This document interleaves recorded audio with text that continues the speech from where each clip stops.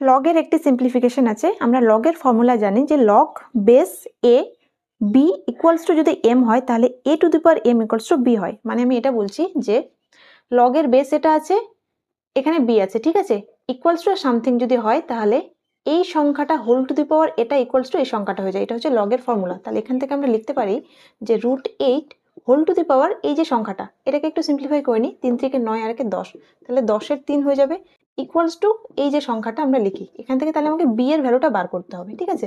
তাহলে এটা সিম্পলিফাই করলে আমি বি এর ভ্যালু পেয়ে যাব।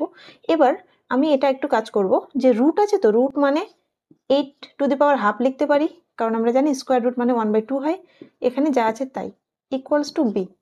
এবার ভিতরের 8টাকে আমি 2 কিউব লিখতে পারি, ঠিক আছে। তাহলে এখানে আমি 2 কিউব লিখলে আবার এখানে দেখো 3 ইন্টু 1-এর 2 হলে একবারে 3-এর 2 লেখা যাবে, ঠিক আছে, 3-এর 2 হোল টু দি পাওয়ার যেটা ছিল সেটা।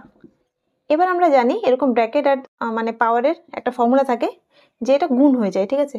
তাহলে 2 3/2 ইন্টু 10/3 হয়ে গেল। ফর্মুলাটা হচ্ছে a to the power m whole to the power n equals to a to the power mn হয়ে যায়, ঠিক আছে, মানে পাওয়ারের গুণ হয়ে যায়।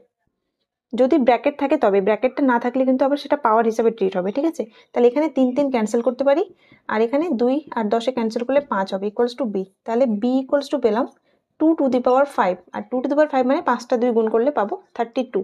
তাহলে required answer b equals to 32, ঠিক আছে।